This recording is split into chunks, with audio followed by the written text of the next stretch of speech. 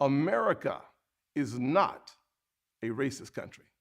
Ladies and gentlemen, when I look at this story, it reminds me of, do you remember back in the day when white people would tell you, they never used that language in their house and they weren't raised like I used to get a good kick out of that. Or they used to tell you they weren't racist. They even sat at the same dinner table with black people. And then they jumped from that to nobody in my family had a slave. I just want you to know we all got a big kick out of that shit. I know I laughed my ass off at it. It was funny as hell. So now we got this hate crime trial that has started for the McMichaels and William Roddy Bryan. And it's now coming out that Bryan's daughter, yeah, this thing actually had a daughter, was dating a black guy. And he used quite a few racial slurs about it at the time. And my question is to black men and women that are hell bent on dating and marrying these people. When they got racists in the family, why do you go forward with this whole situation? Why do you do that? You know, and I know some of y'all are going to come, if you have the nerve to write something, you're just going to come and claim that you never experienced racism and blah, blah, blah, blah, blah, blah, whatever. Yeah, we know what you're going to say before you say it. So let's move on. 4 days before William Roddy Bryan chased down Ahmaud Arbery with his neighbors, the Georgia man used racial slurs to describe a black man his daughter was dating, prosecutors said Monday. The shocking detail was among several instances of Bryan's racist behavior before Arbery's February 23rd, 2020 homicide. Mhm. Bryan and his neighbors, Travis and Gregory McMichael, have been sentenced to life after being convicted of Aubrey's murder, which has been described as a modern day lynching under the guise of vigilante law enforcement. Yes. And see, that's why Georgia was one of those states that got rid of citizens' arrests because there was a pattern of white people doing that to black people. So they had to get rid of it. And other states got rid of it for that very same reason. Prosecutors are now arguing the trio's action were motivated by racial. Yeah, I mean, look, how could they not be racist? Look at the country they were raised in. Okay, from the time they're born all through adulthood, they prop themselves up as something else. And see, me, I'm not going to believe there's something extraordinary about you, especially if you die and go to the same damn boneyard that everybody else goes to. Then there's nothing extraordinary about you. You live out your life cycle and you die. That's not extraordinary. Okay, so if you were on this earth and you lived forever, then I would say, wow, there is something different about these people. But y'all die like everybody else, so there's nothing extraordinary about you whatsoever. All right. Prosecutors are now arguing that, you know, there is a racist motive. So the men face several charges, including interfering with Aubrey's right to use a public street because of his race and kidnapping. The McMichaels, who had initially agreed to a plea deal, in a deal that was ultimately rejected by the judge, and it should have been rejected.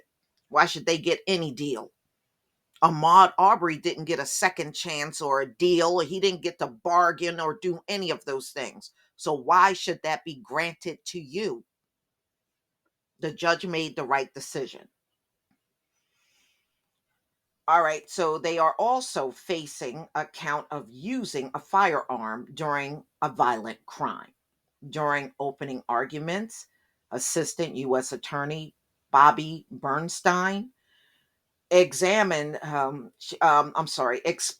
to the jurors that the case does not require proof of hate, but rather that the three white men acted because of race and made assumptions about Aubrey based on the color of his skin. Bernstein then began detailing past incidents of racist behavior. Travis McMichael, who fatally shot Aubrey, allegedly previously had racial epithets about Black people and once called them animals, criminals, monkeys, subhuman savages. Well, he's describing himself. Zero N word works with me, he wrote in a text message to a friend. Prosecutors alleged on Monday they ruined everything. That's why I love what I do now. Not an N word in sight. Well, you won't have to worry about that behind bars. None of you. You won't have to worry about that. And got the nerve to be trying to get to a federal prison. No, you killed him on the state level, and that's where you should remain, in the state prison. It's good enough for innocent Black men.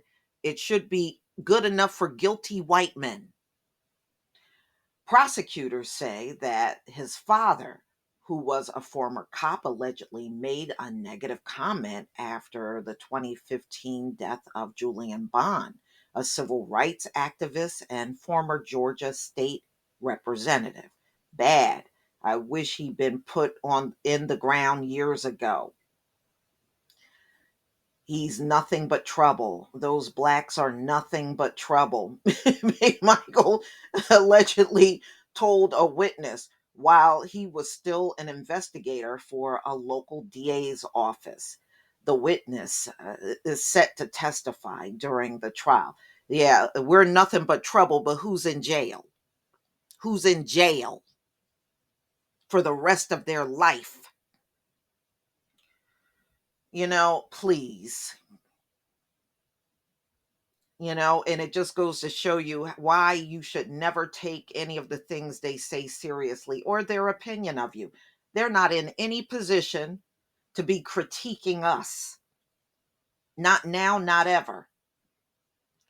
But in what is perhaps the most disturbing example of racism from the trio, prosecutor alleges that just days before Aubrey's murder, Bryan made several racist comments after learning his daughter was dating a Black man. She's dating an N word now, Bryan allegedly said in a message.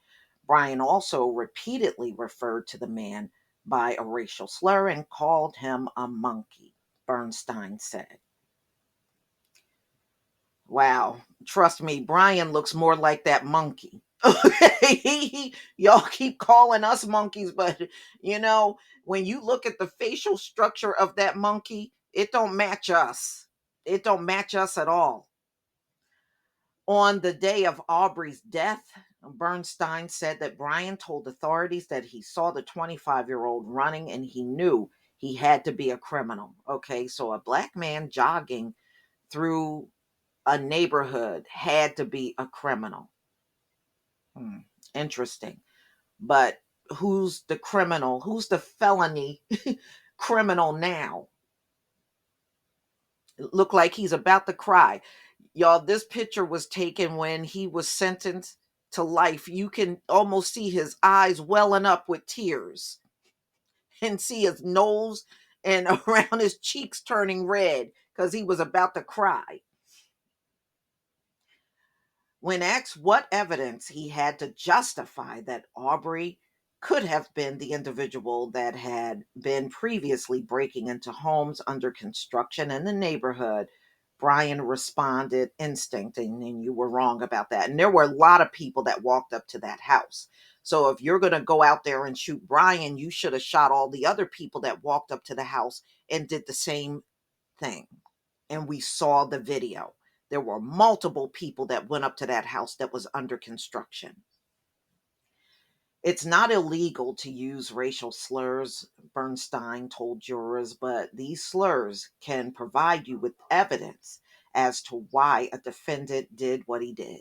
Defense attorneys for the trio, however, all insisted to jurors that their clients have made concerning statements in the past, but it did not mean their actions during the February 2020 incident was motivated by racial hate. Yes, it was.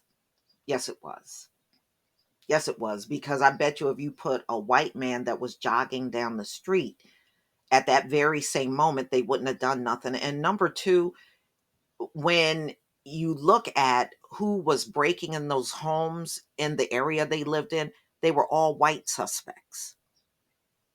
There weren't black people breaking in. But see, y'all make that accusation even when you don't live near black people.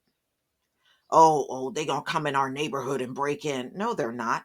If your house get broken in, it's gonna be those white people that live in close proximity to you. They're gonna be the ones busted in your house. It won't be black people. One thing I know is my people, and they ain't gonna go all out of their way to drive through some white neighborhood just to bust in. They're not gonna do that. So, all right. So Bryan's lawyer insisted jurors Monday that he did not take the case to defend racism, but did acknowledge that his client used language that he is embarrassed about. I bet you he ain't embarrassed about a damn thing. The defense lawyer insisted that Bryan did not see the entire world through the prism of race and would have acted the same way on that day of the death of Ahmaud Arbery if the man was being pursued was white, Hispanic, or Asian. No, he wouldn't. He wouldn't have budged. He would not have budged. He never wanted any physical harm to Mr. Arbery. Did you try to do CPR? Did you try to save him? Because according to the video, none of them tried to save him. Even the police that came on the scene, nobody tried to save him. You didn't even make the attempt. So no, I'm not falling for what his defense attorney said. And these three need to be found guilty on the hate crime charges as far as I'm concerned. It's high time that they are made examples out of, instead of wasting your time making examples out of exonerated men all the time. Now you got somebody that's really guilty, make an example out of them. Please leave your comment and subscribe. Don't forget to hit on the notification bell, and I'll see you on the next video. Peace, family.